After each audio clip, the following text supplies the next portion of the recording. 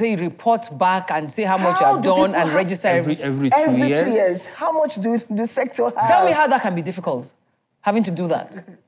How you can affect your work? If you do that, you are basically, in simple terms, you're stifling the organizations out of existence. Because there will be government policies. Now, one of the impacts of that is that if for any reason a particular NGO decides to speak up against a particular government and does so rightly, the government may just decide to, by the next time you're coming for reaccreditation, you'll simply be kicked out of operations. So you can become government's voice. At the end of the day, be afraid of government and not... Of course. And that's not what an NGO is supposed to do. Yes. That's not our core. We're supposed to be a voice in the community. And when I mean voice, even all this work we're talking about is a voice. I mean, changing people's lives, we're a voice. I should sort of seriously speak as an NGO. Yes. So we need to also have that... You know, they should need to allow us... We need to have the freedom to do the things we've been doing. And the government needs to understand that what we're doing is really supporting them. They cannot operate without the NGO. It has not succeeded anywhere in the world. Well, some people must have complained. People talk about churches having so much money and not putting it down. People talk about NGOs being set up and somebody starts to drive a big Jeep. Deal with the issues. Isolate the issues and deal with them. It already takes us more time to register than a normal business. I mean, a normal business can be registered in a few weeks. We have to take, it's almost 6 months to a year. To get registered. Wow. To get registered. It wasn't like that before. Yes, because you have to go through the CSC and then you still have to go to the Attorney General.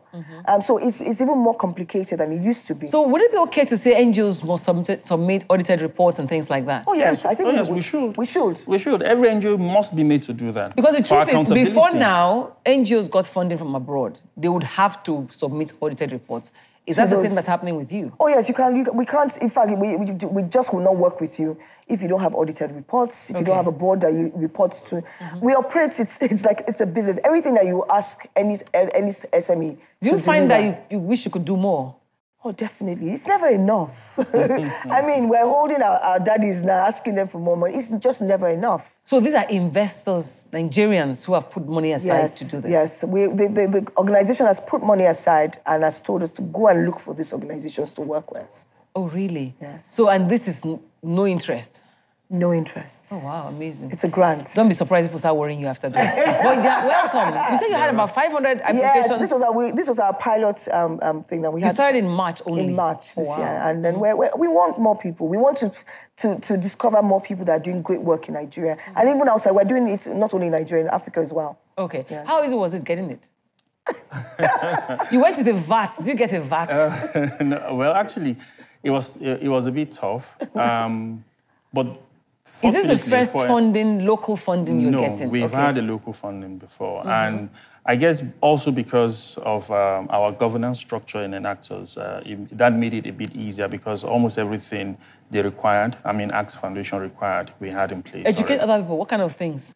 No, you must have a board that sits, not a board that, that is on paper, a board that sits. You know, you have audited reports, financial reports, and you have clearly defined vision and processes for accounting processes, program processes, and business plan. Business plan. So what do you find happening? Because you've been in this sector for more than a decade now, and what do you find happening with most people who set up NGOs? What are the mistakes that they make?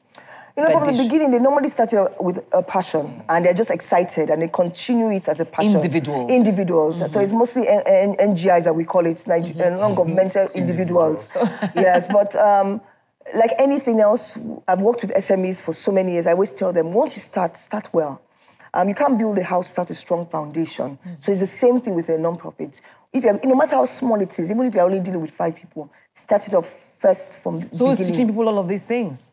People do. I mean, we work with our entrepreneurs. With our NGOs, we teach them. Well, they're social entrepreneurs. We teach them even how to measure their programs and stuff like that. There are things out there. It's possible, but you need to do it right from the start. So I'd like you to finally end and tell me what you think. What would the world without NGOs be like, Michael? There won't be you. No, there won't be you today. What did you study in the university? I studied engineering, water resources and environmental engineering. And yes, I am in the developmental. Of course, that counts because it helps sometimes. And some of the projects you do, you find that you're applying knowledge from the past and all that. So a world without NGO really, first of all the jobs that you have in the social sector would disappear.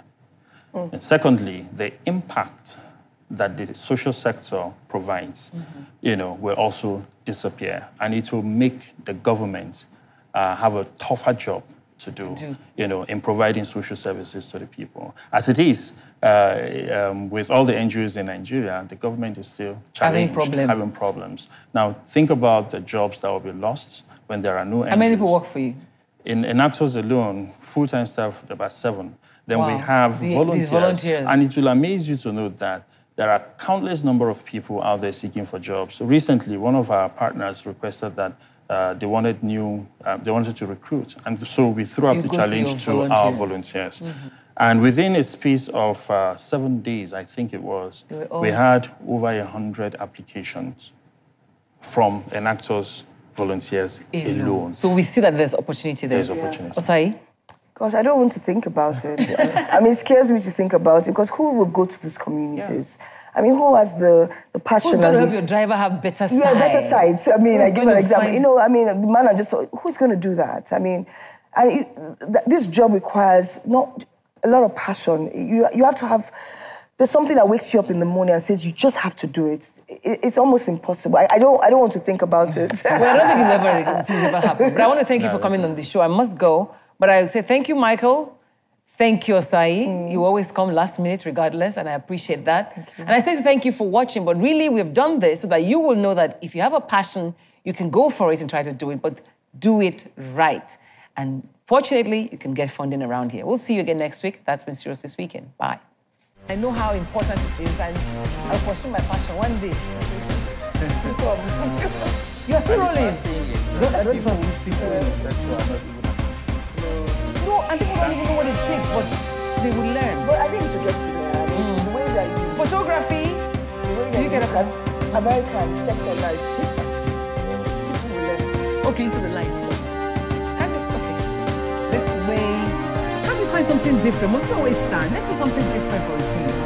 Maybe we should sit. Yes, I'll join them on this side. I'll sit in the middle. Why? No, sit down. No, she's in the middle. She's in the middle.